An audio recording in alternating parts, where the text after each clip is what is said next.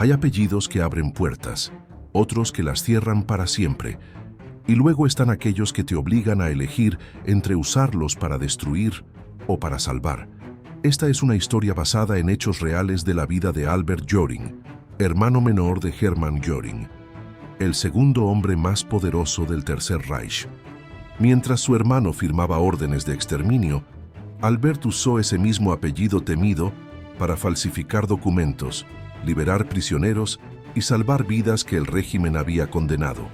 Algunas escenas fueron adaptadas con fines narrativos y dramáticos, pero los hechos centrales están documentados por testimonios de sobrevivientes y registros históricos. Si estas historias te tocan el corazón, quédate aquí. Siempre hay más voces que merecen ser escuchadas. Imagina que tu apellido es una llave que puede abrir cualquier puerta, detener cualquier orden, paralizar a cualquier oficial, pero esa misma llave está manchada con la sangre de millones. ¿La usarías? Albert Göring la usó, una y otra vez. Su hermano, Hermann Göring, era el segundo hombre más poderoso de la Alemania nazi, el arquitecto de la Luftwaffe, el saqueador de Europa. El hombre cuyo nombre bastaba para que cualquier soldado se cuadrara y obedeciera sin preguntar. Albert tenía ese mismo apellido, pero lo usó para lo contrario. Mientras Europa ardía y los trenes llevaban a millones hacia la muerte, Albert caminaba entre las sombras con listas escritas a mano. Nombres, direcciones, personas que necesitaban desaparecer antes de que los encontraran. Y cada vez que un oficial nazi le cerraba el paso, Albert decía su apellido completo. Y las puertas se abrían. Falsificó documentos de liberación. Sobornó comandantes de campos de concentración. Presentó órdenes inexistentes firmadas por su hermano. Y cuando todo lo demás fallaba, usaba la única arma que tenía. La imagen absurda y poderosa de un Göring arrodillado junto a judíos en las calles, limpiando el pavimento mientras oficiales de las SS observaban, paralizados entre el desprecio y el miedo. Nadie se atrevía a arrestar al hermano del Reichsmarschall. Albert lo sabía, y lo aprovechó hasta el último día de la guerra. Pero cuando los tanques aliados entraron en Berlín y el régimen colapsó, el apellido que había usado para salvar vidas se convirtió en su condena. Los libertadores lo vieron como colaborador. Los sobrevivientes del Holocausto desconfiaban. ¿Un Göring salvador? Imposible. Debía ser una trampa. Albert fue arrestado, interrogado, liberado, arrestado de nuevo. El ciclo se repetía porque nadie creía su historia.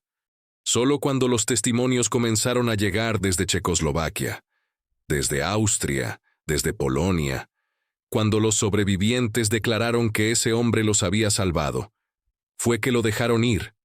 Pero ya era tarde. El mundo había seguido adelante. No había lugar para un héroe con el apellido de un monstruo. Albert Göring murió en 1966, alcoholizado y olvidado, en un apartamento miserable de Múnich, sin reconocimiento oficial, sin estatuas, sin que su nombre apareciera en los libros de historia junto a otros justos entre las naciones. Solo décadas después, cuando investigadores encontraron las listas que Albert había guardado, cuando rastrearon a los descendientes de aquellos que salvó, fue que la verdad salió a la luz. Hubo un Göring que eligió la humanidad, y el mundo lo castigó por ello. Esta es su historia.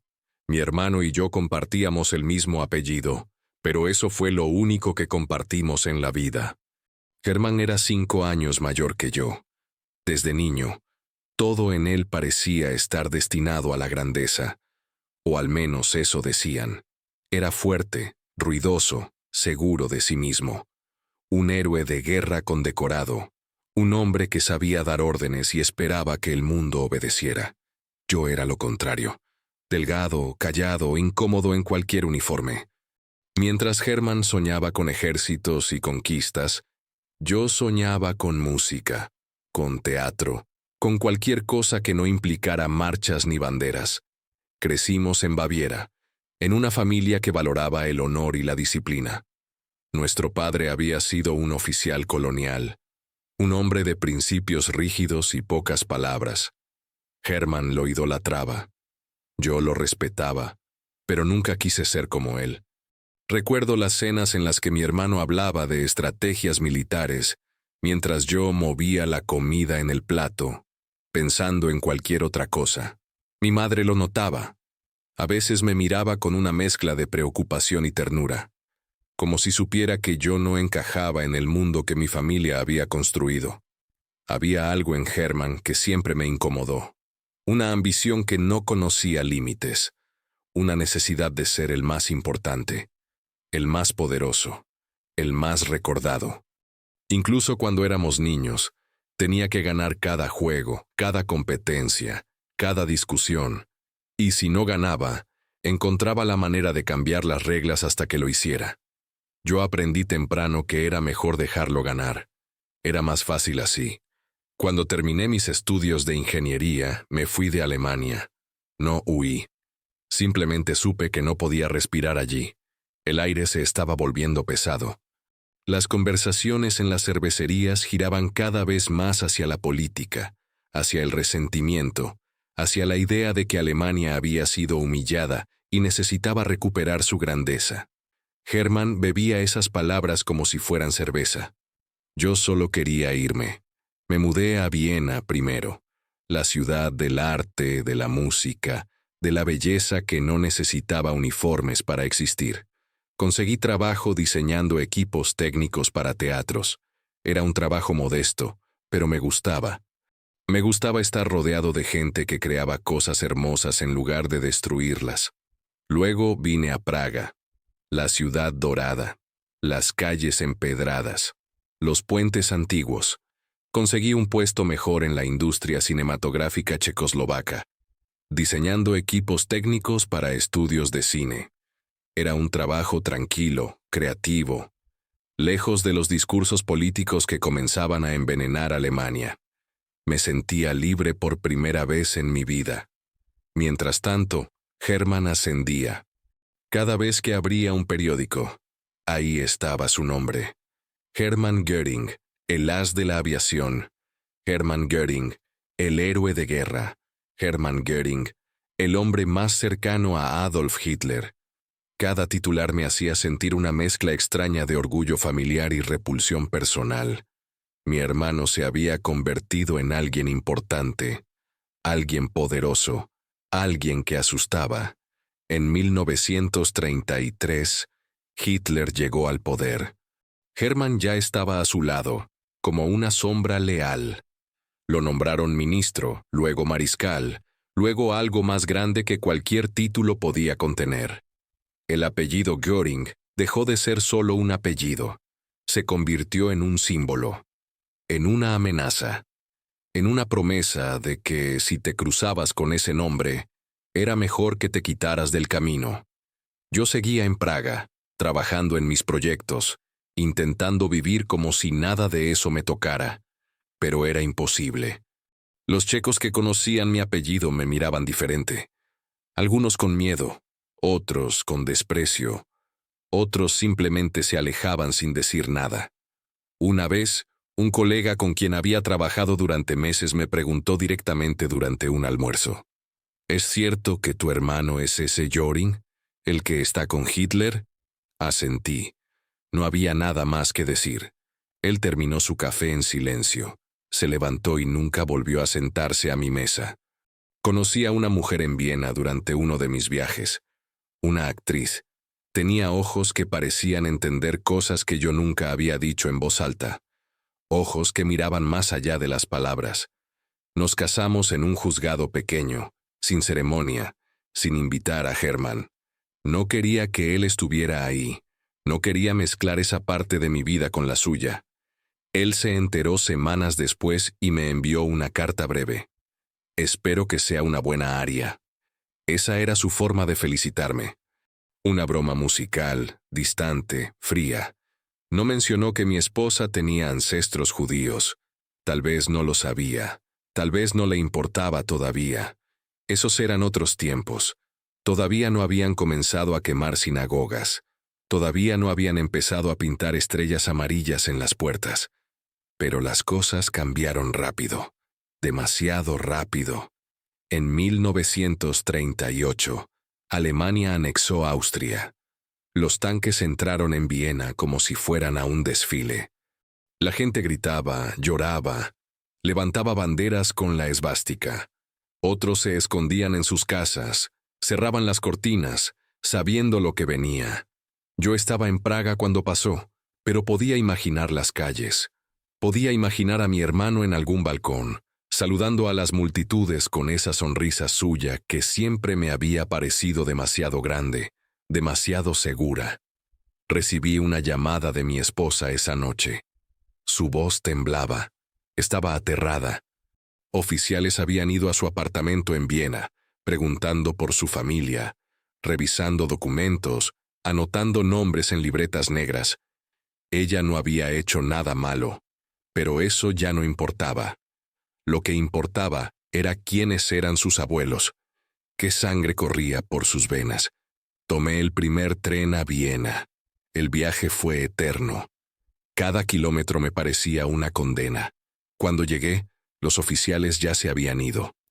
Mi esposa estaba sentada en la cocina, con los documentos esparcidos sobre la mesa como cartas de una partida perdida. Me miró con ojos rojos y dijo algo que nunca olvidaré. Albert, si esto sigue así, no voy a sobrevivir. La abracé.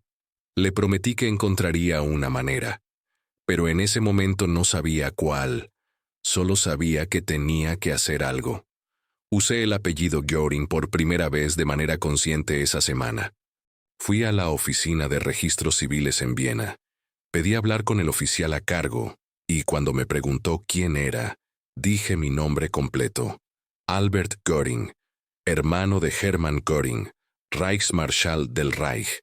Su expresión cambió al instante. La arrogancia se convirtió en nerviosismo. El desprecio se transformó en cortesía falsa, exagerada, temerosa.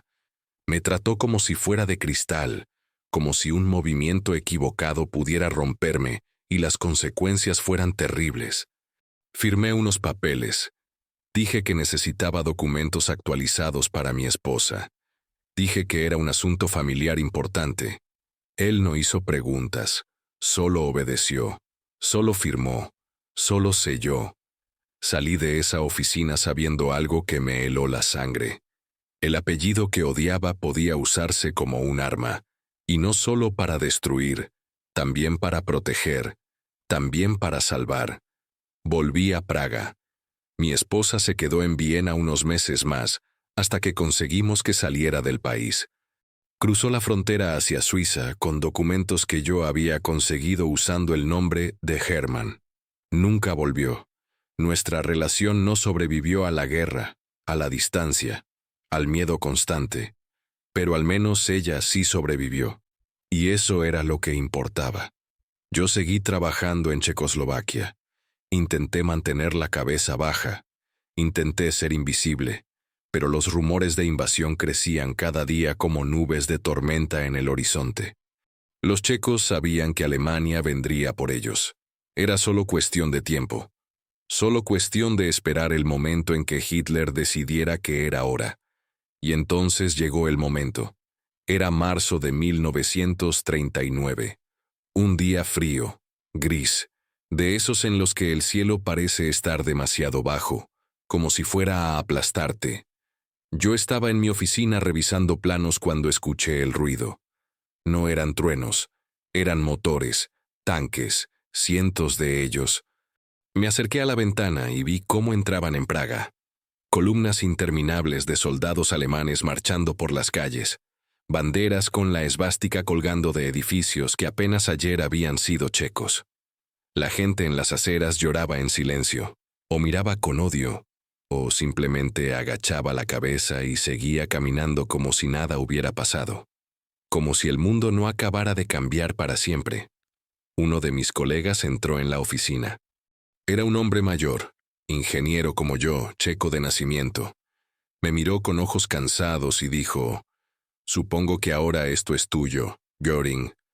No lo dijo con rabia, lo dijo con resignación, como si ya hubiera aceptado que el mundo había cambiado y que él no tenía lugar en él. como si ya estuviera muerto, pero su cuerpo no lo supiera todavía. Me quedé junto a la ventana mucho tiempo después de que se fuera, mirando los tanques, escuchando las botas golpear el pavimento, sabiendo que mi apellido ahora significaba algo diferente en esta ciudad, algo oscuro, algo que inspiraba miedo, pero también algo más. Esa noche, mientras caminaba de regreso a mi apartamento, vi algo que no pude ignorar.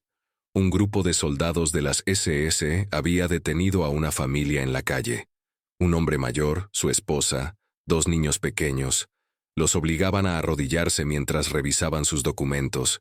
La mujer lloraba. Los niños temblaban de frío y miedo. El hombre intentaba explicar algo, pero los soldados no escuchaban. Solo gritaban. Solo amenazaban. Me detuve. Sabía que debía seguir caminando. Sabía que involucrarme solo traería problemas. Pero algo dentro de mí no pudo hacerlo. Algo más fuerte que el miedo. Algo más fuerte que la lógica. Me acerqué. Uno de los soldados levantó la vista y me gritó que me fuera, que esto no era asunto mío. Yo dije mi nombre, Albert Göring. El soldado se quedó quieto. Me miró como si hubiera visto un fantasma. Luego miró a su compañero. Hubo un silencio incómodo, largo, pesado. ¿El hermano del Reichsmarschall?, preguntó finalmente. Asentí. Soltaron a la familia sin decir una palabra más. Los niños corrieron. La mujer los siguió. El hombre me miró por un segundo antes de irse, como si quisiera decir algo pero no encontrara las palabras. Caminé el resto del camino a casa con las manos temblando. No por miedo, sino porque acababa de descubrir algo terrible y poderoso al mismo tiempo. Mi apellido era una maldición, pero también podía ser una llave, y si era una llave, tenía que decidir qué puertas abrir con ella. Hay momentos en la vida que te definen, momentos en los que tienes que elegir quién vas a ser cuando nadie te está mirando. O peor aún, cuando todos te están mirando. El mío llegó una mañana de primavera en Praga. Iba caminando hacia mi oficina, como todos los días. Las calles estaban más calladas desde la ocupación. La gente caminaba con la cabeza baja, evitando el contacto visual, como si mirar directamente a alguien pudiera ser peligroso. Tal vez lo era. Los soldados alemanes patrullaban en grupos de 3 o 4, con sus rifles colgados del hombro, y esa arrogancia que solo tienen los hombres que saben que nadie se atreverá a cuestionarlos. Entonces vi la escena. En una esquina, frente a lo que antes había sido una panadería judía, había un grupo de mujeres arrodilladas en el pavimento. Eran 5 o 6. Algunas jóvenes, otras mayores, todas con la estrella amarilla cosida en sus abrigos, y todas frotando el suelo con cepillos de dientes. Cepillos de dientes. Como si el pavimento fuera algo que pudiera limpiarse con eso. Como si el objetivo fuera realmente la limpieza y no la humillación. Alrededor de ellas, 3 oficiales de las SS fumaban y reían. Uno de ellos gritaba órdenes en alemán. «Más rápido, tienen que dejarlo impecable. Quiero ver mi reflejo en estas piedras». Otro tomaba fotografías con una cámara pequeña, como si fuera un espectáculo turístico, como si fuera algo digno de recordar. La gente pasaba por su lado, miraban de reojo y seguían caminando. Algunos apuraban el paso, otros fingían no ver nada. Yo me detuve. Una de las mujeres levantó la vista por un segundo. Tenía el rostro enrojecido por el esfuerzo y las lágrimas. Sus manos estaban manchadas de mugre y sangre donde la piel se había roto contra el pavimento áspero. Nuestros ojos se cruzaron. Luego ella bajó la cabeza de nuevo y siguió frotando, como si ya hubiera aceptado que esto era su vida ahora, como si ya no esperara que nadie hiciera nada. Algo dentro de mí se rompió. No lo pensé. Si lo hubiera pensado, probablemente habría seguido caminando como todos los demás. Habría racionalizado. Habría encontrado excusas. Habría dicho que no podía hacer nada. Que involucrarme solo empeoraría las cosas. Que una persona no puede cambiar nada. Pero no pensé. Solo actué. Me acerqué al grupo. Me arrodillé junto a una de las mujeres y tomé el cepillo de dientes que había en el suelo al lado de ella. Empecé a frotar el pavimento. Hubo un silencio extraño. Los oficiales dejaron de reír. Las mujeres dejaron de moverse.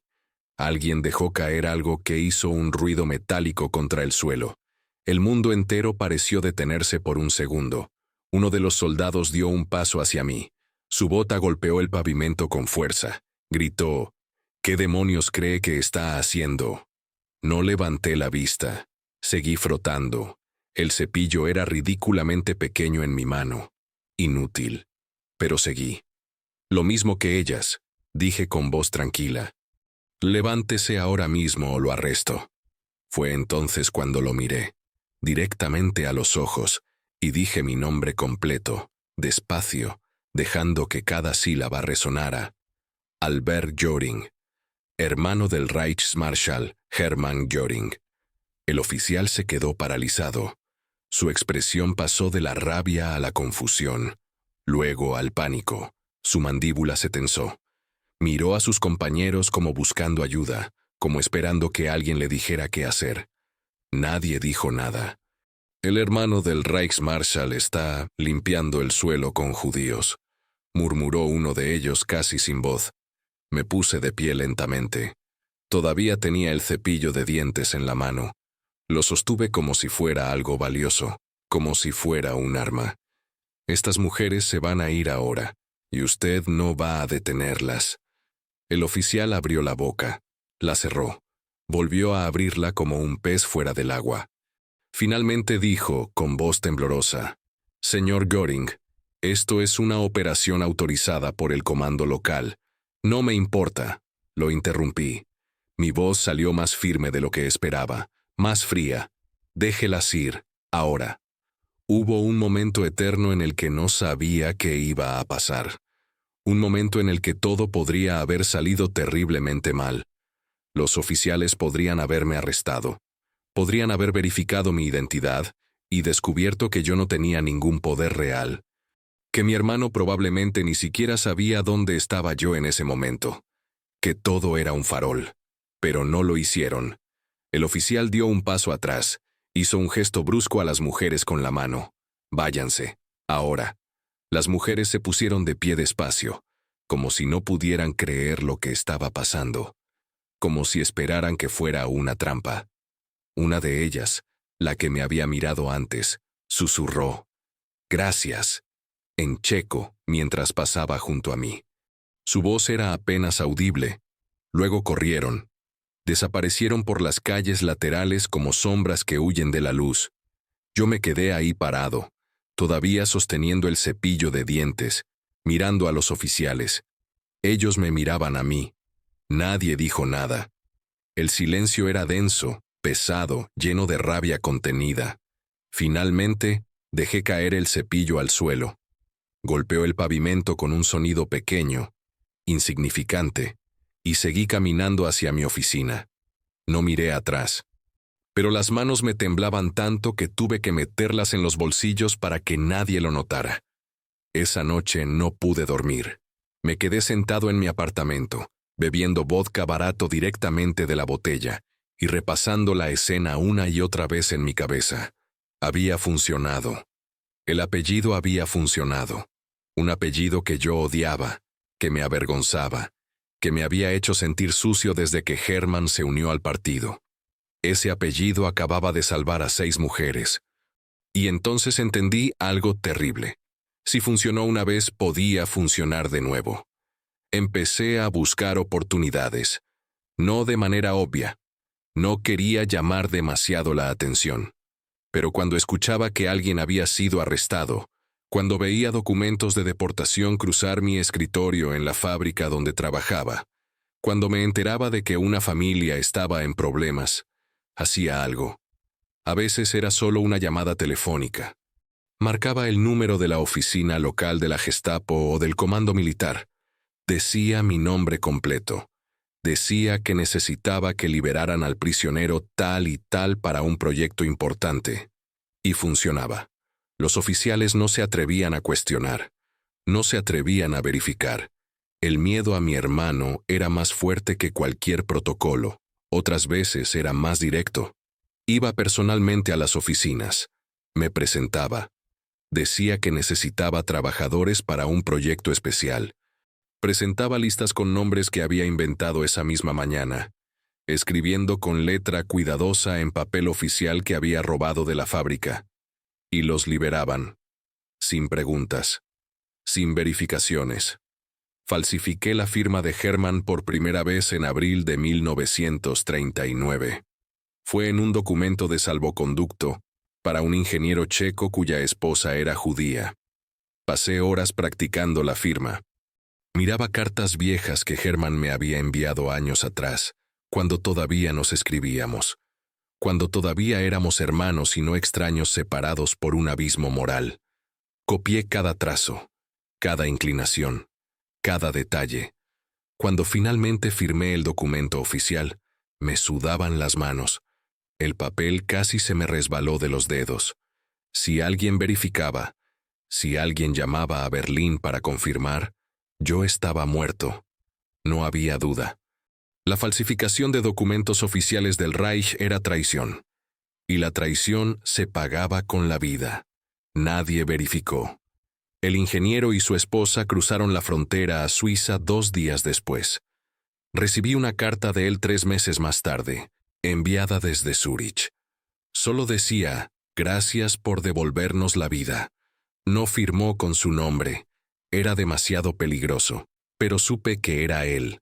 Guardé una copia del documento falsificado. No sé por qué, tal vez como prueba. Tal vez como recordatorio de lo que era capaz de hacer. Tal vez porque necesitaba saber que no todo lo que hacía era real solo en mi cabeza. Empecé a llevar listas en mi bolsillo. Nombres escritos a mano en pedazos de papel arrugados. Personas que necesitaban ayuda. Algunas las conocía personalmente. Otras eran recomendaciones de amigos, de colegas, de gente que había escuchado rumores de que yo podía hacer cosas. Cada nombre era un riesgo. Cada documento falsificado era una sentencia de muerte potencial. Pero no podía parar. Cada vez que borraba un nombre de la lista porque esa persona había escapado, había sobrevivido, había encontrado un camino hacia la libertad, sentía algo que no había sentido en mucho tiempo. Sentía que mi vida tenía sentido. Una noche, uno de mis contactos en la resistencia checa vino a mi apartamento. Era un hombre joven, estudiante universitario antes de la guerra.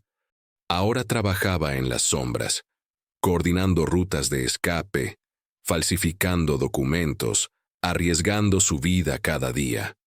Me trajo café y cigarrillos que probablemente había robado de algún almacén alemán, y nos sentamos en mi pequeña cocina mientras la ciudad dormía afuera. Albert, me dijo después de un largo silencio, lo que estás haciendo es increíble, pero tienes que tener cuidado. La Gestapo no es estúpida. Eventualmente van a notar el patrón. Van a empezar a hacer preguntas. Lo sé, le dije, encendiendo otro cigarrillo aunque todavía tenía uno a medio fumar en el cenicero. Entonces, ¿por qué sigues haciéndolo? Lo miré a través del humo. Era una pregunta justa, una pregunta que yo mismo me había hecho 100 veces en noches de insomnio. No tenía una respuesta heroica. No tenía un gran discurso sobre justicia o moralidad o el deber del hombre hacia sus semejantes. Solo tenía la verdad. Porque puedo. Y si puedo y no lo hago, entonces soy tan culpable como ellos. Él asintió lentamente. Fumamos en silencio durante un rato. El reloj de la pared marcaba el paso del tiempo con su tic-tac constante, monótono, implacable. Luego me preguntó algo que nadie me había preguntado antes. ¿Tu hermano sabe lo que haces? No, dije. Y prefiero que siga así. Pero eso no era completamente cierto. Hermann sabía algo. Tal vez no los detalles, pero sabía que yo estaba haciendo cosas que no debía. Me llamó una vez, en mayo de 1939. Su voz sonaba distante, como si estuviera llamando desde otro planeta, desde otro universo donde las reglas eran diferentes y la moral no existía. Albert, dijo sin saludar, sin preámbulos, Me han llegado rumores. Dicen que estás usando mi nombre de maneras inapropiadas. Mi corazón se detuvo. No sé de qué hablas. Mentí. Albert. Su voz se volvió más dura, más fría. Somos hermanos. Eso significa algo, pero no significa que puedas jugar con fuego sin quemarte. Ten cuidado con lo que haces. Ten mucho cuidado. Siempre lo tengo, dije. Hubo una pausa larga. Escuché su respiración al otro lado de la línea. Luego colgó sin despedirse. Esa fue la última vez que hablamos durante años. Pero no dejé de hacer lo que hacía. Si acaso, lo hice más. Como si la advertencia de Herman fuera un desafío. Como si necesitara demostrar que mi apellido no me controlaba. Que yo controlaba lo que significaba ese apellido. Seguí trabajando. Seguí falsificando. Seguí salvando a quien podía. Y cada noche, cuando volvía a mi apartamento vacío, me preguntaba cuánto tiempo más podría seguir haciéndolo antes de que me atraparan. La respuesta llegó más rápido de lo que esperaba. Vivir dos vidas al mismo tiempo es más agotador de lo que la gente imagina. De día, yo era Albert Göring, ingeniero respetable que trabajaba en una fábrica de armamentos en las afueras de Praga. Asistía a reuniones, revisaba planos, firmaba documentos, saludaba cortésmente a oficiales nazis que venían a inspeccionar la producción. Usaba traje y corbata. Sonreía cuando debía sonreír, asentía cuando debía asentir. Nadie sospechaba nada. De noche, era otra persona.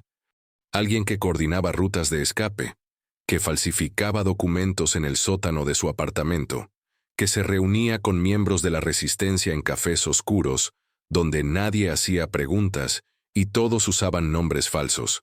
La línea entre ambas vidas era delgada como el filo de un cuchillo. Y cada día, esa línea se volvía más difícil de mantener.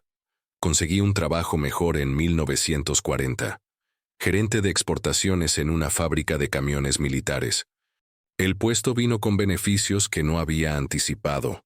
No el salario, que era modesto. No la oficina, que era pequeña y fría, sino el acceso a documentos oficiales, a sellos del Reich, a papel con membrete que nadie cuestionaba. Y lo más importante, acceso a listas de trabajadores forzados. La fábrica empleaba a cientos de checos. Muchos de ellos habían sido arrestados por razones políticas o raciales y reasignados a trabajo obligatorio. Era una palabra elegante para esclavitud. Vivían en barracas miserables al lado de la fábrica. Comían raciones que apenas los mantenían vivos. Trabajaban 12, 14, 16 horas al día hasta que sus cuerpos ya no podían más. Y cuando ya no servían, cuando ya no podían levantar las herramientas o caminar sin ayuda, los enviaban a campos peores, o simplemente desaparecían. Yo podía sacarlos de ahí. No a todos. Nunca a todos. Eso hubiera sido imposible y sospechoso. Pero a algunos, a los que tenían más probabilidades de sobrevivir si lograban escapar, a los que tenían familias esperándolos, a los que todavía tenían luz en los ojos en lugar de esa mirada vacía de los que ya habían aceptado la muerte. Empecé con un mecánico llamado František. Era un hombre de unos 40 años, delgado como un alambre, con manos que temblaban por el cansancio y la desnutrición. Me lo presentó uno de los capataces checos que sabía lo que yo hacía en secreto. Este hombre tiene una familia en Brno, me dijo en voz baja durante un descanso. Si se queda aquí, va a morir en 2 meses, tal vez menos. Revisé el expediente de František esa noche en mi oficina. Arrestado por actividades antialemanas. Eso podía significar cualquier cosa. Tal vez había escuchado la radio británica. Tal vez había hecho un comentario equivocado en una cervecería. Tal vez simplemente le cayó mal a alguien que tenía el poder de arruinarle la vida. No importaba. El castigo era el mismo. Falsifiqué una orden de transferencia. Usé la firma de Herman que ya había perfeccionado después de meses de práctica. Escribí que František era necesario para un proyecto especial en Viena y que debía ser liberado inmediatamente para cumplir con una orden directa del Reichsmarschall. Sellé el documento con uno de los sellos oficiales que había tomado prestado de la oficina administrativa. Funcionó. František salió de la fábrica 3 días después, escoltado por 2 guardias hasta la estación de tren. Debía tomar un tren a Viena. Nunca lo tomó. Desapareció en algún lugar entre Praga y la frontera. Espero que haya encontrado a su familia. Espero que haya sobrevivido. Después de František vinieron otros, decenas en los meses siguientes. No llevaba un registro exacto porque eso habría sido demasiado peligroso. Si alguien encontraba una lista con nombres, con fechas, con métodos, sería mi sentencia de muerte, pero tenía los nombres en la cabeza, cada uno de ellos: Joseph, el profesor universitario; Marie, la violinista; Tomás, el periodista; Hanna, la enfermera; Pavel, el carpintero; Cristina, la maestra. Cada nombre era una victoria pequeña, y cada victoria hacía que el riesgo valiera la pena. Pero no todo era falsificar documentos desde la seguridad de una oficina. A veces tenía que ir directamente a los lugares donde el horror estaba sucediendo. La primera vez que entré a un campo de concentración fue en otoño de 1941. Un campo pequeño cerca de la frontera con Polonia. No era Auschwitz, no era Dachau. Todavía no estaban exterminando a la gente de manera industrial, pero era lo suficientemente terrible. Lo suficientemente lleno de hambre, enfermedad, desesperación. Llegué en un auto oficial, con un chofer de las SS que no hizo ninguna pregunta cuando le dije mi apellido. El viaje fue silencioso. El chofer mantenía los ojos en la carretera. Yo miraba por la ventana el paisaje que pasaba, preguntándome si esto funcionaría o si estaba a punto de cometer el error que me costaría la vida. El comandante del campo me recibió personalmente en la entrada. Era un hombre bajo, de bigote ridículo que probablemente intentaba imitar a Hitler, que olía a cerveza y sudor rancio. Su uniforme estaba impecable, pero sus ojos eran los de un hombre que había visto demasiado horror y había aprendido a disfrutarlo. «Señor Göring», dijo con una sonrisa servil que no llegaba a sus ojos. «Es un honor tenerlo aquí. ¿En qué puedo ayudarlo?» Le entregué un documento, falso, por supuesto. Cada palabra era una mentira cuidadosamente construida. «El Reichsmarschall necesita trabajadores especializados para un proyecto industrial en Praga. Tengo una lista de prisioneros que deben ser transferidos de inmediato». El comandante miró la lista. 12 nombres, todos judíos o prisioneros políticos, todos condenados a muerte lenta en ese lugar. Frunció el ceño. Sus dedos gordos dejaron manchas de grasa en el papel. ¿Está seguro de que el Reichsmarschall aprobó esto personalmente? Lo miré directamente a los ojos. No pestañeé. Mi voz salió fría como el hielo. ¿Está usted sugiriendo que mi hermano no sabe lo que está haciendo? El comandante palideció. Retrocedió medio paso. No, señor. Por supuesto que no. Es solo que... Bueno, estos procedimientos generalmente requieren más documentación, más autorizaciones. Entonces consiga esa documentación, dije cortante. Pero los prisioneros tienen que estar listos para salir mañana al amanecer. El Reichsmarschall no tolera retrasos. Y usted no quiere ser el hombre que le hizo esperar, ¿verdad? No, señor. Absolutamente no, señor. Salí del campo sin mirar atrás, sin despedirme, sin darle tiempo al comandante de pensar demasiado. El chofer abrió la puerta del auto. Entré. Y mientras nos alejábamos, miré por el espejo retrovisor y vi al comandante todavía parado en la entrada, sosteniendo mi lista, probablemente preguntándose si debía verificar o simplemente obedecer. Eligió obedecer. Los 12 prisioneros fueron liberados al día siguiente. Algunos lograron escapar a Suiza, otros se unieron a la resistencia checa, 2 fueron recapturados semanas después y probablemente ejecutados. No sé qué pasó con todos ellos, pero sé que si hubieran permanecido en ese campo, todos estarían muertos. Repetí la estrategia en otros campos en los meses siguientes. Nunca en el mismo lugar 2 veces. Siempre con documentos diferentes. Siempre con excusas creíbles. Y siempre usando el miedo que inspiraba el nombre de mi hermano como un arma. Hermann se estaba convirtiendo en una leyenda oscura. El hombre que controlaba el cielo. El hombre que saqueaba museos de toda Europa. El hombre que firmaba órdenes de muerte con la misma facilidad con la que firmaba menús de banquetes. Los oficiales le temían más que a Hitler porque Hitler estaba lejos. Era una idea, un símbolo. Pero Hermann era real. Hermann podía aparecer en cualquier momento. Hermann podía arruinar una carrera con una sola llamada. Y yo usaba esa leyenda como un escudo. Pero el escudo tenía grietas. Y esas grietas se hacían más grandes cada día. En 1942, alguien me denunció. No sé quién fue. Tal vez un oficial que finalmente decidió verificar uno de mis documentos. Tal vez un colega que sospechaba algo y decidió protegerse denunciándome antes de ser acusado de complicidad. Tal vez simplemente tuve mala suerte y alguien notó el patrón. Una noche de invierno, la Gestapo vino a mi apartamento. Eran 3 hombres vestidos de negro. Entraron sin golpear, sin anunciarse. Solo abrieron la puerta de una patada y entraron como si fueran dueños del lugar. Tal vez lo eran. Revisaron todo.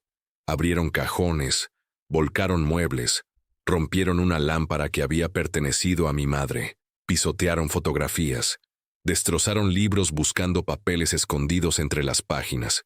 Yo me quedé sentado en el sofá, intentando parecer tranquilo aunque el corazón me latía tan fuerte que pensé que iba a estallar. Mis manos temblaban. Las escondí bajo las piernas para que no lo notaran. ¿Dónde están los documentos?, preguntó uno de ellos. Era el líder. Tenía una cicatriz que le cruzaba la mejilla izquierda. ¿Qué documentos?, me golpeó. No fuerte, solo lo suficiente para que supiera que hablaba en serio. El sabor de la sangre llenó mi boca. No juegue con nosotros, Göring. Sabemos que ha estado falsificando órdenes. Sabemos que ha estado liberando prisioneros sin autorización. Escupí sangre en el suelo. No sé de qué habla. Yo trabajo en una fábrica. Soy ingeniero. Es el hermano de un traidor, dijo otro de los hombres. Eso es lo que es. Me quedé callado.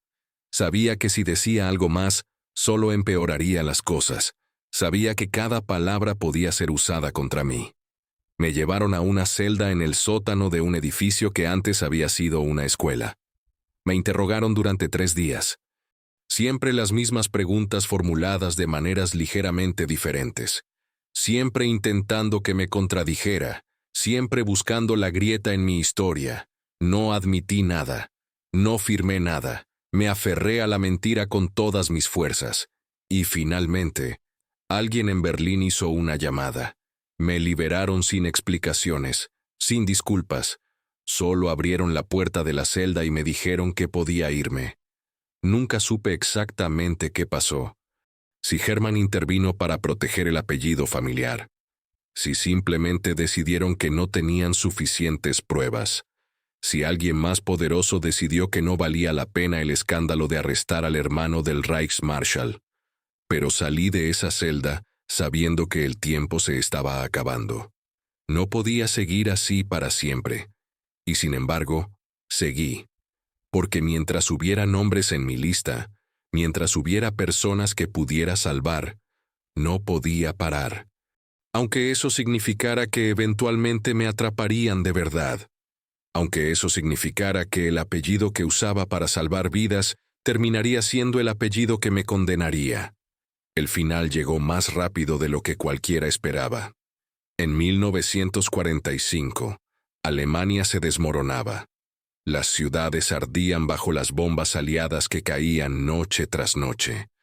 Los soldados desertaban por miles, abandonando uniformes en los caminos, huyendo hacia cualquier lugar que no fuera el frente. Los civiles se escondían en sótanos convertidos en refugios improvisados, rezando para que la próxima bomba cayera en otra calle, en otra casa, en otra familia. El Reich de los 1000 años colapsaba después de apenas 12. Yo estaba en Baviera cuando terminó la guerra. Había vuelto a Alemania meses antes, cuando quedó claro que Checoslovaquia sería liberada por los soviéticos. No quería estar ahí cuando llegaran. Los rusos no hacían distinciones sutiles. Un alemán era un alemán, y un Göring era algo peor que un alemán. Así que volví a la tierra donde había nacido, a las montañas donde Hermann y yo jugábamos de niños, antes de que todo se complicara, antes de que el mundo se partiera en dos. Y esperé el final como quien espera una tormenta inevitable. Llegó en mayo. Los estadounidenses entraron primero desde el oeste, luego los británicos, y con ellos trajeron listas de criminales de guerra, listas de oficiales nazis, listas de colaboradores, listas de cualquiera que hubiera tenido algo que ver con el régimen. Y en todas esas listas, brillando como una maldición imposible de borrar, estaba mi apellido. Me arrestaron un martes por la mañana. 3 soldados estadounidenses tocaron la puerta del pequeño apartamento donde vivía. No golpearon con fuerza, no gritaron, no rompieron nada. Solo tocaron con educación casi absurda, y cuando abrí, dijeron en un alemán con acento marcado: Albert Göring está bajo arresto. No resistí. ¿Para qué? Sabía que esto iba a pasar. Lo había sabido desde el día en que la guerra terminó.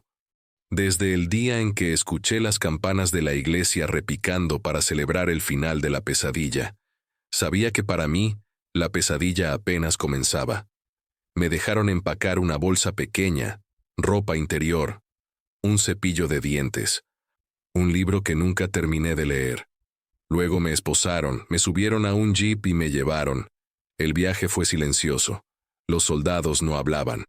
Yo miraba por la ventana el paisaje que pasaba. Campos destruidos, casas quemadas, árboles partidos por la mitad. Todo el país era una herida abierta. Me llevaron a un centro de detención en las afueras de Múnich, una escuela convertida en prisión temporal. Las aulas ahora eran celdas. El patio de recreo era un área de ejercicio rodeada de alambre de púas. Los pasillos donde los niños habían corrido ahora resonaban con pasos de guardias y el sonido metálico de puertas que se cerraban. Había cientos de personas ahí. Oficiales de las SS intentando parecer invisibles. Burócratas del partido que de repente afirmaban no haber sabido nada. Industriales que habían hecho fortunas con el trabajo esclavo y ahora decían que solo cumplían órdenes. Y yo, el hermano del monstruo. El primer interrogatorio fue al día siguiente. Un oficial británico me hizo las preguntas. Era un hombre de mediana edad, con el rostro cansado de alguien que había visto demasiadas cosas horribles en demasiados lugares y ya no se sorprendía con nada. Tenía ojos grises que me miraban sin emoción, sin juicio, solo con una especie de resignación profesional. Abrió un archivo grueso con mi nombre en la cubierta. Albert Göring, leyó en voz alta. Hermano de Hermann Göring, Reichsmarschall de la Gran Alemania, comandante supremo de la Luftwaffe, segundo al mando del régimen nazi, responsable del saqueo de Europa, de la implementación de la solución final en Polonia. No soy mi hermano, lo interrumpí.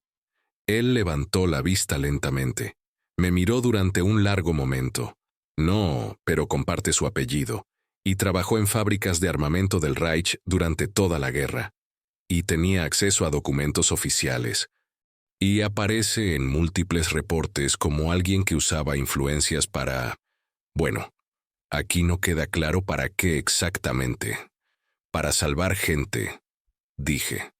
El oficial cerró el archivo con un sonido seco. Se recostó en su silla. Eso es lo que todos dicen, señor Göring. Todos afirman que salvaron a alguien. Todos tienen historias de resistencia secreta. Es sorprendente cuántos héroes descubrimos ahora que la guerra terminó. Y así empezó mi calvario. Me interrogaron docenas de veces durante las semanas siguientes. Diferentes oficiales, diferentes nacionalidades, americanos, británicos, franceses, siempre las mismas preguntas formuladas de maneras ligeramente diferentes. ¿Trabajaste para el régimen? Sí. ¿Usaste tu conexión con Hermann Göring para obtener favores? Sí. ¿Falsificaste documentos oficiales? Sí. ¿Sobornaste a oficiales alemanes? Sí. Cada respuesta honesta sonaba como una confesión de culpabilidad. Les hablé de las mujeres en Praga, de cómo me había arrodillado junto a ellas en el pavimento, de František, el mecánico, de los 12 prisioneros del campo, de las listas que llevaba en el bolsillo con nombres escritos a mano. Les di nombres, direcciones, fechas, todo lo que podía recordar de los años oscuros. No me creyeron. Señor Göring, me dijo un investigador estadounidense durante uno de los interrogatorios, su historia es extraordinaria. Francamente, demasiado extraordinaria. ¿De verdad espera que creamos que usó el apellido del segundo hombre más poderoso de la Alemania nazi para salvar judíos? ¿Que falsificó la firma de su hermano docenas de veces y nunca lo atraparon? Sí, dije, porque es la verdad. Tiene pruebas. Las personas que salvé son la prueba. ¿Y dónde están esas personas, señor Göring? No lo sabía. Algunos habían escapado a Suiza. Probablemente vivían ahora en pueblos tranquilos intentando olvidar. Otros habían ido a Estados Unidos, a Palestina, a lugares tan lejanos como podían del continente de su sufrimiento. Algunos probablemente habían muerto de todos modos, en bombardeos o en los últimos días caóticos de la guerra cuando todo se derrumbaba. No tenía direcciones, no tenía testimonios escritos, solo tenía mi palabra. Y mi palabra no valía nada cuando llevaba el apellido Göring. Me mantuvieron encerrado durante meses. Las condiciones no eran terribles, no era un campo de concentración. Nos daban comida, teníamos camas, nos dejaban leer, pero era una prisión, y cada día que pasaba ahí sentía que el mundo me olvidaba un poco más. En octubre de 1945, comenzaron los juicios de Nuremberg. Hermann estaba ahí, en el banquillo de los acusados. Lo vi en las fotografías que circulaban por la prisión, pasadas de mano en mano, entre los prisioneros como pornografía prohibida. Estaba más delgado que la última vez que lo había visto. Había perdido el uniforme lujoso, las medallas relucientes, la arrogancia física, pero seguía siendo Hermann. Seguía teniendo esa mirada que decía que él era más inteligente que todos en la sala, que esto era solo teatro y él lo sabía. Durante el juicio, a veces mencionaban mi nombre.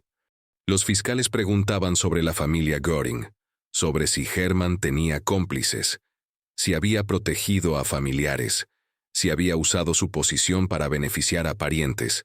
Él siempre respondía lo mismo, con voz monótona. Mi hermano Albert no tuvo nada que ver con mis actividades. Él vivía su propia vida. No compartíamos ideología. Era probablemente lo más honesto que Hermann dijo en todo el juicio. Lo condenaron a muerte, junto con los otros. La sentencia se leyó en una sala silenciosa, donde se podía escuchar la respiración de cada persona presente. Muerte por ahorcamiento.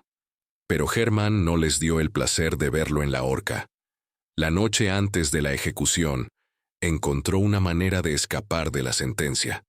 Murió en su celda antes del amanecer, negándoles hasta el final el control sobre su destino. Cuando me enteré, no sentí nada, ni tristeza ni alivio. Solo un vacío extraño, como si alguien hubiera quitado una piedra pesada de mi pecho, pero dejado el hueco donde había estado. Mi hermano había muerto. El hombre que compartía mi sangre y mi apellido. El hombre cuyo nombre había usado para salvar vidas. El hombre que había ordenado la muerte de millones. Éramos de la misma familia, pero nunca fuimos la misma persona.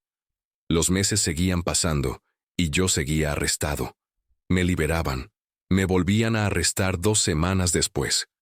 Me interrogaban de nuevo. Era un ciclo kafkiano que parecía no tener fin. Y entonces empezaron a llegar las cartas. La primera era de František. El mecánico que había sacado de la fábrica hacía años. Había sobrevivido. Estaba viviendo en Canadá con su familia. Y había escrito a las autoridades aliadas contando su historia, contando cómo un hombre llamado Albert Göring lo había salvado de una muerte segura. Luego llegaron más cartas. Una de una mujer en Estados Unidos que había escapado gracias a un salvoconducto que yo había falsificado. De un hombre en Suiza que recordaba cómo intervine cuando la Gestapo vino por él. De familias enteras que habían sobrevivido gracias a documentos que llevaban la firma de mi hermano, pero que él nunca había firmado. Docenas de cartas, luego cientos. Y finalmente, alguien decidió investigar seriamente. Un oficial checo viajó desde Praga hasta Múnich para declarar a mi favor. Trajo documentos originales que había encontrado en archivos, testimonios escritos, pruebas físicas de que yo había estado diciendo la verdad todo el tiempo. Me liberaron en 1947, 2 años después del final de la guerra. 2 años de mi vida perdidos en celdas y salas de interrogación, intentando demostrar que no era un monstruo, intentando convencer al mundo de que era posible ser un Göring y también ser humano. Salí de la prisión con la ropa que llevaba puesta y nada más. Sin dinero, sin trabajo, sin futuro visible en el horizonte. El oficial que procesó mi liberación me entregó un sobre con mis pertenencias personales, una billetera vacía, un reloj que ya no funcionaba, y las listas. Los pedazos de papel arrugados, manchados, casi ilegibles, con nombres escritos a mano que había llevado conmigo durante la guerra. ¿Por qué guardó esto?, me preguntó el oficial con genuina curiosidad. Miré los papeles, los nombres manchados, las letras borrosas por el tiempo y el sudor de mi bolsillo. František, Marie, Joseph, Tomás. Nombres que se habían convertido en personas. Personas que se habían convertido en vidas. Para recordar, dije. Salí a las calles de Múnich. Era un día frío de invierno. El cielo estaba bajo y gris. La ciudad todavía estaba en ruinas por los bombardeos. Había escombros por todas partes, montañas de ladrillos rotos, esqueletos de edificios, gente buscando comida entre los restos, niños jugando entre las ruinas como si fuera normal. Caminé sin rumbo durante horas, sin saber a dónde ir, sin saber qué hacer ahora que era libre. La libertad se sentía extrañamente vacía. El apellido que había usado para salvar vidas me había condenado. Y ahora que estaba libre, ese mismo apellido hacía que nadie quisiera acercarse a mí. Era un Göring. Y en la Alemania de posguerra, eso era lo único que importaba. La libertad no es lo que imaginaba. Cuando estás en prisión, sueñas con el día en que saldrás. Te imaginas caminando por las calles, respirando aire fresco, volviendo a una vida que quedó suspendida. Pero cuando finalmente sales, descubres que esa vida ya no existe, que el mundo siguió adelante sin ti, y que no hay lugar para quien eres, o peor, para el apellido que llevas. Intenté conseguir trabajo. Ingeniero.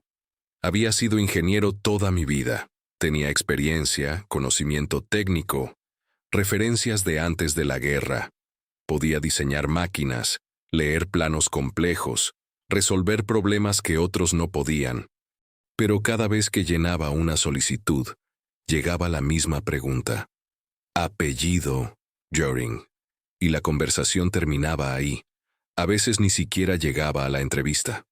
El secretario o la secretaria leía mi nombre en el papel.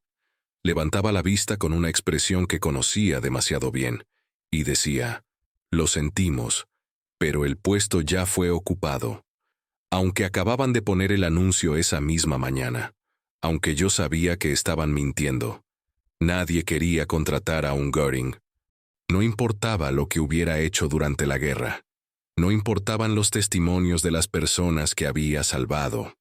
No importaban las cartas que seguían llegando desde lugares lejanos, agradeciéndome por haberles devuelto la vida. El apellido era una marca, un estigma, y esa marca nunca se borra. Viví en habitaciones baratas, Apartamentos miserables con paredes delgadas donde podías escuchar a los vecinos discutir sobre dinero, sobre comida, sobre quién era culpable de que Alemania hubiera perdido la guerra, donde podías escuchar a los niños llorar de hambre, donde podías escuchar a la vida pasar sin ti, como un tren que nunca se detiene en tu estación. Trabajaba en lo que podía. Empleos temporales que nadie más quería. Reparaciones de electrodomésticos. Limpieza de escombros en edificios bombardeados. Carga y descarga en almacenes. Cosas que pagaban lo suficiente para comer y poco más. Trabajos donde nadie preguntaba tu apellido, porque nadie te miraba lo suficiente como para importarles. Y bebía. Más de lo que debía. Mucho más. El vodka barato se convirtió en mi compañero más constante, más leal que cualquier persona, más honesto también, en cierto modo. El alcohol no mentía sobre lo que hacía. Te adormecía. Te permitía olvidar por unas horas. Te convertía en alguien que no tenía que recordar las caras de las personas que no pudo salvar. Las que quedaron atrás. Las que murieron mientras yo sobrevivía. Era más fácil que recordar. Más fácil que enfrentar el hecho de que había sobrevivido a la guerra solo para perderme en la paz. A veces llegaban cartas de aquellos que había salvado. Cartas desde Israel, donde familias enteras habían construido nuevas vidas en kibutzim, bajo el sol implacable del desierto. Cartas desde Estados Unidos, donde hombres que había sacado de campos de concentración ahora tenían negocios pequeños, apartamentos con calefacción, hijos que iban a la escuela sin miedo. Cartas desde Australia, desde Canadá, desde Argentina. Lugares tan lejanos que era difícil imaginar que existieran. Me escribían para agradecerme, para contarme sobre sus vidas, sus matrimonios, sus hijos, sus trabajos, sus futuros que antes no existían y ahora se extendían hacia adelante como caminos sin fin. Y yo leía esas cartas en habitaciones oscuras, con una botella en la mano y cortinas cerradas para que los vecinos no me vieran, y me alegraba por ellos. De verdad lo hacía. Me alegraba saber que František tenía 3 hijos ahora, que María había vuelto a tocar el violín, que Joseph enseñaba en una universidad, que sus vidas habían continuado. Pero también sentía una envidia amarga que me avergonzaba admitir incluso a mí mismo. Ellos habían logrado escapar, habían dejado atrás el continente de su sufrimiento y habían encontrado lugares donde podían empezar de nuevo, donde podían ser solo nombres sin historia, donde nadie sabía lo que habían perdido. Yo seguía atrapado en un apellido que arrastraba como cadenas, atrapado en un país que no me quería pero del que no podía escapar, atrapado en una historia que nadie creía o que todos querían olvidar. En 1952, un periodista me encontró. No sé cómo. Tal vez alguien le dio mi dirección. Tal vez simplemente buscó Göring en los registros de Múnich, y yo era el único que quedaba vivo en la ciudad. Los demás habían muerto o huido o cambiado de nombre para desaparecer. Vino a mi apartamento una tarde de lluvia. Un hombre joven. Demasiado joven para haber vivido la guerra como adulto. Llevaba una libreta de espiral y una pluma cara. Tenía ojos brillantes llenos de curiosidad periodística. «Señor Göring», dijo después de que lo dejara entrar y le ofreciera la única silla que no estaba rota. «He estado investigando su historia, las cosas que hizo durante la guerra. He hablado con algunas de las personas que salvó. Es verdad que salvó a cientos de personas. No llevaba la cuenta», dije, sirviéndome vodka en un vaso sucio. No le ofrecí a él, solo tenía un vaso. Pero salvó a muchas, decenas al menos, tal vez más. Salvé a las que pude. ¿Por qué lo hizo? Esa pregunta. Me la habían hecho 100 veces. Los interrogadores aliados, los jueces, los oficiales que revisaban mi caso una y otra vez. Y nunca había tenido una respuesta que sonara lo suficientemente heroica. Lo suficientemente noble, lo suficientemente grande, porque podía, dije finalmente, tomando un trago largo, y porque nadie más lo hacía, Y porque si podía hacerlo y no lo hacía, entonces era tan culpable como ellos. El periodista escribió furiosamente en su libreta. Me hizo más preguntas sobre Hermann, sobre la guerra, sobre cómo me sentía ahora, sobre si me arrepentía de algo. Le dije la verdad. Me arrepentía de no haber hecho más, de cada nombre que no pude añadir a mi lista, de cada persona que pedí ayuda demasiado tarde o que no pude alcanzar a tiempo. El periodista escribió un artículo. Se publicó en un periódico local algunas semanas después. El Göring bueno, decía el titular, como si fuera una rareza, una anomalía, un error estadístico. Generó algo de atención. Algunas personas me reconocieron en la calle durante un mes o dos. Una vez, una mujer mayor se acercó a mí en el mercado y me dio las gracias con lágrimas en los ojos. Dijo que su hermano había estado en uno de los campos de donde yo saqué prisioneros. Dijo que sin mí, su hermano no habría vivido para ver a sus nietos. Pero la atención se desvaneció rápido. Las buenas noticias no venden tanto como las malas. Y la historia de un Göring bueno era demasiado complicada para los titulares simples que la gente prefería. El mundo quería sus historias en blanco y negro. Héroes puros y villanos absolutos, buenos contra malos, aliados contra nazis. Yo era gris, incómodamente gris. Un Göring que salvó judíos pero que trabajó para fábricas del Reich. Un hombre que falsificó documentos nazis para hacer el bien. Un hermano del monstruo que eligió ser humano. Y el gris es fácil de olvidar. Los años pasaron como agua sucia por un desagüe. Los 50 se convirtieron en los 60. Alemania se reconstruía a velocidad asombrosa. El milagro económico, lo llamaban en los periódicos. Las ciudades volvían a crecer. La gente compraba autos relucientes, televisores, lavadoras automáticas. El país intentaba olvidar. Intentaba enterrar el pasado bajo capas de consumo y normalidad. Yo también intentaba olvidar, pero el alcohol no ayudaba tanto como esperaba. Solo hacía que los recuerdos fueran más confusos, más dolorosos. Las caras se mezclaban. Los nombres se borraban. A veces me despertaba sin recordar dónde estaba o qué año era. A veces soñaba con Hermann. No con el Hermann del juicio, gordo y derrotado, ni con el Hermann del uniforme, arrogante y poderoso. Soñaba con el Hermann de nuestra infancia, cuando éramos solo dos hermanos jugando en las montañas de Baviera, antes de que todo se complicara, antes de que eligiéramos caminos opuestos, antes de que los apellidos pesaran como piedras atadas al cuello. En los sueños éramos solo niños, sin uniformes, sin guerra, sin decisiones imposibles. Me despertaba y la habitación estaba vacía, siempre vacía, solo yo y las botellas y el silencio. En 1966, mi salud empeoró. Años de alcohol, de mala alimentación, de vivir en habitaciones sin calefacción, de tristeza acumulada como polvo en los pulmones.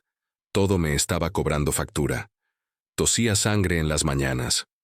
Me dolía el pecho cuando respiraba profundo. Sabía que no me quedaba mucho tiempo. No fui al hospital. ¿Para qué? No tenía dinero para tratamientos, no tenía seguro, y honestamente, ya estaba cansado. Cansado de explicar, cansado de justificar, cansado de llevar un apellido que nunca elegí, pero que definió cada día de mi vida. František vino a visitarme en mis últimos días. Había viajado desde Canadá al enterarse de que estaba enfermo. Entró en mi apartamento miserable y no dijo nada sobre las paredes manchadas o las botellas vacías o el olor a enfermedad. Solo se sentó junto a mi cama y me tomó la mano. Tenía el pelo gris ahora, arrugas profundas alrededor de los ojos, pero seguía vivo. Y eso era lo que importaba. Me preguntó con voz suave si me arrepentía de algo. De no haber hecho más, le dije. Mi voz salía rasposa, débil. Siempre hay más que se puede hacer. Siempre hay un nombre más que podría haber estado en la lista. Él negó con la cabeza. Albert, salvaste mi vida, y la de mis hijos, aunque nunca los conociste. Existen porque tú exististe. Eso es suficiente. Tiene que ser suficiente. Cerré los ojos. Quise creerle. Quise creer que había sido suficiente. Morí en diciembre. El 20 de diciembre de 1966. Solo. En un apartamento pequeño de Múnich. Sin reconocimiento oficial. Sin honores. Sin que nadie recordara que hubo un Göring diferente. Pero antes de cerrar los ojos por última vez, pensé en aquella primera vez en Praga, en las mujeres arrodilladas en el pavimento, en el momento en que decidí que mi apellido no me definiría, y susurré, aunque nadie estaba ahí para escuchar. Valió la pena. Aunque nadie lo recordara, valió la pena. Albert Göring murió solo, olvidado y pobre en un apartamento de Múnich en diciembre de 1966. No hubo honores militares, no hubo reconocimientos oficiales, no hubo multitudes despidiéndolo, solo unas pocas personas que sabían la verdad sobre quién había sido realmente. Durante décadas, su nombre permaneció enterrado bajo el peso del apellido que compartía con su hermano. Mientras Hermann Göring pasaba a los libros de historia como uno de los arquitectos del Holocausto, Albert quedaba reducido a una nota al pie. Un detalle incómodo, una historia demasiado compleja para las narrativas simples que el mundo prefería. Pero las historias tienen una forma extraña de sobrevivir. En los años 80, investigadores comenzaron a rastrear los testimonios, a buscar a los sobrevivientes, a reconstruir las listas que Albert había llevado en su bolsillo durante la guerra. Nombres que se convirtieron en personas, personas que se convirtieron en familias, familias que existían porque un hombre decidió que su humanidad era más importante que su apellido. František, el mecánico que Albert salvó de la fábrica, vivió hasta los 90 años en Canadá. Tuvo 3 hijos, 7 nietos y una vida que nunca habría existido sin aquella orden falsificada. Las mujeres que Albert ayudó en las calles de Praga. Algunas emigraron a Israel, otras a Estados Unidos. Construyeron vidas nuevas en lugares donde nadie conocía el nombre Göring, donde podían ser simplemente ellas mismas. Los prisioneros que sacó de los campos de concentración, los trabajadores forzados que liberó de las fábricas, los refugiados a quienes consiguió salvoconductos. Todos ellos vivieron, y sus vidas se ramificaron en generaciones que nunca conocieron a Albert Göring, pero que existen gracias a él. Se estima que Albert salvó directamente a más de 100 personas, y si contamos a sus descendientes, a las familias que florecieron a partir de esas vidas rescatadas, el número se multiplica en miles.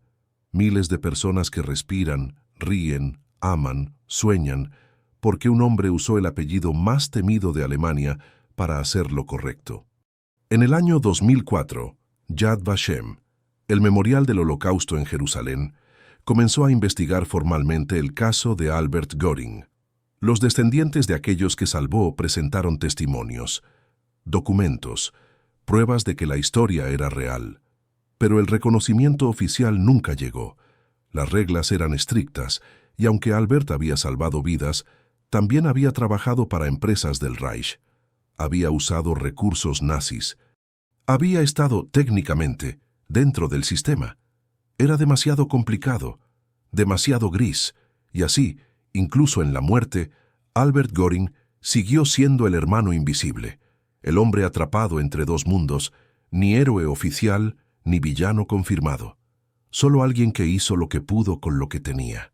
Hay una lección amarga en su historia, una lección sobre cómo el mundo recuerda y olvida, sobre cómo los apellidos pueden convertirse en prisiones, sobre cómo a veces las personas más valientes son aquellas que nunca reciben reconocimiento, porque su valentía no encaja en las categorías que preferimos. Albert Göring no fue un santo. Bebía demasiado. Cometió errores. Vivió una vida llena de contradicciones, pero en los momentos que importaban, cuando tenía que elegir entre la comodidad del silencio y el riesgo de actuar, eligió actuar. Se arrodilló junto a mujeres humilladas cuando otros miraban hacia otro lado. Falsificó documentos cuando otros obedecían órdenes. Usó el nombre de un monstruo para salvar a los inocentes cuando otros lo usaban para destruir. Y pagó el precio, toda su vida, hasta su último aliento. Hoy, si caminas por las calles de Múnich, no encontrarás ninguna placa con su nombre. Si buscas en los museos del Holocausto, su historia aparece apenas mencionada. Si preguntas a la gente por los Göring, solo conocerán a uno. Pero en algún lugar de Canadá, en Israel, en Estados Unidos, en Australia, hay familias que llevan consigo una historia que se cuenta de generación en generación. La historia de cómo un hombre con el apellido equivocado hizo lo correcto cuando nadie estaba mirando. Y tal vez eso es suficiente. Tal vez el verdadero legado no está en las estatuas ni en los libros de historia.